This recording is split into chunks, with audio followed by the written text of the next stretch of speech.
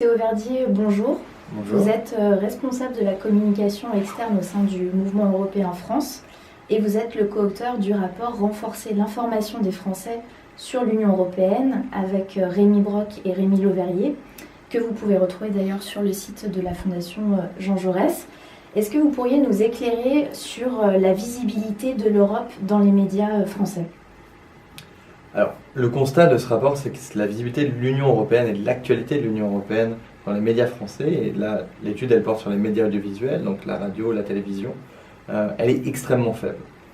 Sur le panel de journaux qu'on a étudiés, qui sont à la fois sur des chaînes d'infos en continu, les grands journaux d'information télé du soir et les radios nationales, sur la période 2016-2017, sur l'ensemble de ces journaux quotidiens, on va retrouver 3% du temps d'antenne qui est consacré à l'actualité de l'Union européenne.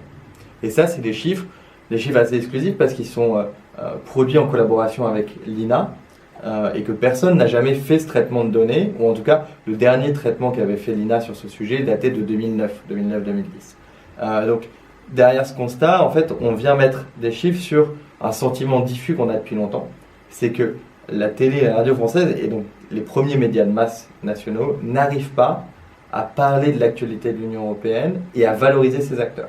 Et un très bon exemple récent, c'est l'incapacité des JT français à couvrir par exemple le vote du Parlement européen sur l'investiture de Mme Ursula von der Leyen comme présidente de la Commission européenne cet été. On a une nouvelle présidente de la Commission européenne, la chef de l'exécutif pour les 5 prochaines années, et elle a une légitimité démocratique. Son corps de commissaire, son collège de commissaires va aussi avoir une légitimité démocratique bien plus forte que celle de nos ministres nationaux. Et pourtant, on n'arrive pas à mettre des images là-dessus. Et donc, c'est cette problématique-là qu'on est allé documenter. Et justement, comment vous pouvez expliquer cette difficile visibilité ? Il y a 3 grands piliers qui peuvent l'expliquer, ou en tout cas qui peuvent nous permettre de mettre quelques mots sur un mal qu'on nous, on a chiffré. Premièrement, il y a une question de proximité.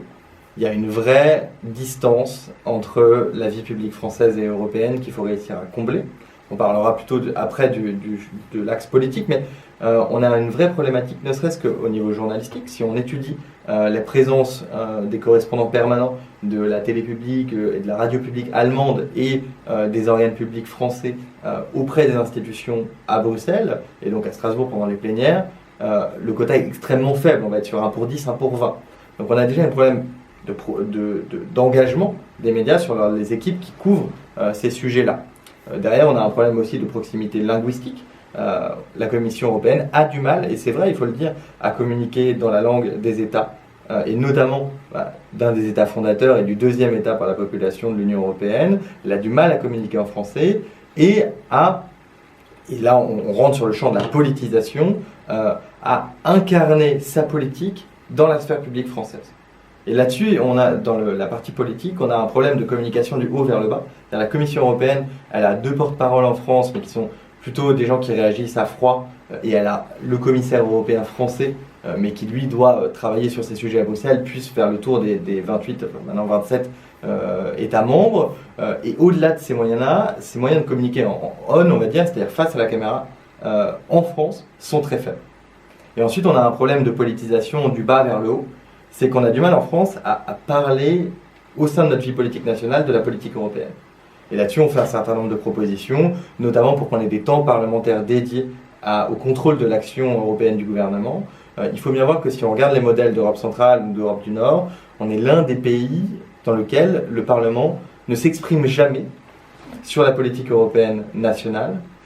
Si on va regarder ne serait-ce qu'au Bundestag allemand, avant chaque conseil, Angela Merkel, elle vient débriefer des positions qu'elle va y prendre. Et si on va dans un modèle encore plus intégré, au Parlement danois, c'est carrément un mandat qui est donné aux ministres avant qu'ils arrivent au Conseil de l'Union pour négocier. Et donc, finalement, moi je comprends des journalistes nationaux qui n'ont aucun temps avec des acteurs identifiés que sont les politiques nationaux pour parler de l'Union européenne. Et justement, quelles sont vos recommandations ? Comment remédier à cette faible visibilité ? On sait qu'il y a un projet de loi sur la réforme de l'audiovisuel qui sera débattu au printemps au Parlement. Est-ce que ce projet de loi pourrait être un levier pour accentuer cette visibilité auprès des citoyens français ? Il y a clairement une question de long terme qui est l'acculturation, c'est-à-dire la sensibilisation à la fois du côté politique, du côté média et citoyen de l'importance de l'actualité européenne dans leur quotidien et de l'impact que ça a sur ce quotidien. Ça, c'est des sujets de long terme, mais c'est vrai qu'on a un sujet de court terme avec ce projet de loi sur l'audiovisuel, et on vient de l'écrire dans une note de l'Institut Jacques Delors sur les cahiers des charges des médias publics.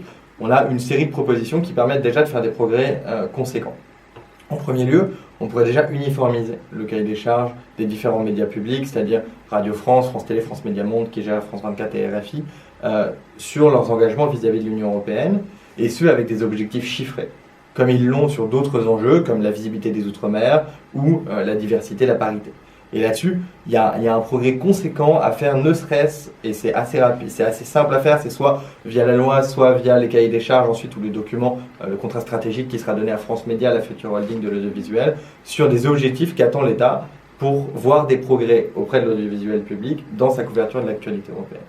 Ça, c'est un progrès qui ne concerne que la sphère publique et qui nous permet aussi de dire que dans une démocratie comme la nôtre, où on peut documenter le nombre de posts Facebook des Gilets jaunes, où on peut savoir de manière extrêmement fine sur une cartographie qui a tweeté quoi à quel moment, il est quand même anormal que les premiers médias de masse en France, on ne sache pas, ni dans les rédactions, ni d'ailleurs dans le débat public, qu'est-ce qu'ils diffusent à quel moment. Et quelles sont les grandes thématiques qu'ils mettent en avant. Il faut savoir que le travail, nous, de tri thématique qu'on a fait avec l'INA, les rédactions ne le font jamais, donc elles n'ont pas de moyen de se dire « Ok, on va prendre un peu de recul, on va voir, est-ce qu'on a, par exemple, je ne sais pas, sur l'Union européenne, est-ce qu'on a parlé 2 fois plus que tous les autres sujets des migrations, alors que la crise migratoire est finie ? Est-ce qu'on survalorise certains sujets parce qu'en termes de soft power, ils sont peut-être plus faciles à traiter ?» Et donc, il faudrait, et ça, nous, ça rentre dans le cadre du projet de loi audiovisuelle, mais ça rentre aussi dans le cadre des missions du CSA qui pourraient déjà se donner, c'est de relever cet indicateur de manière annuelle et de prendre le relais du travail qu'on a fait nous pour que les autorités mettent en place une mesure du temps qu'on a sur l'ensemble des médias privés et publics qu'on consacre à l'actualité de l'Union européenne. Donc ça, c'est un deuxième progrès qu'on peut mettre dans les missions du CSA, comme on l'a fait sur la diversité, par exemple, dans la parité. Peut-être qu'en troisième lieu, si on est vraiment plus ambitieux, on sait que il faut bien voir qu'une fréquence qu'on donne à une télévision, à une radio, c'est un bien public qu'on attribue à un éditeur privé, un diffuseur qui peut ensuite l'exploiter. Et pour ce faire, il signe des conventions avec le CSA, et dans ces conventions, si on regarde par exemple celle de LCI, on a des éléments éditoriaux. Et donc si on voulait vraiment être ambitieux et amener tout le secteur par une logique peut-être un peu dirigiste à améliorer sa couverture de l'actualité de l'Union européenne. Moi, je crois qu'il faut à un moment, parce qu'on voit bien que la démarche volontaire, elle ne fonctionne pas, avoir cette logique un peu verticale, mettre dans ces conventions, par des avenants, des avenants sont faits régulièrement, des obligations, au moins déjà de couvrir l'actualité de l'Union européenne au même titre qu'on couvre l'actualité nationale, et ensuite peut-être des engagements chiffrés sur des objectifs qu'on peut se donner en matière de couverture. Eh bien, merci beaucoup Théo Verdier pour votre analyse et bien sûr vous pouvez retrouver l'ensemble des informations du rapport sur le site de la Fondation Jean Jaurès. Merci.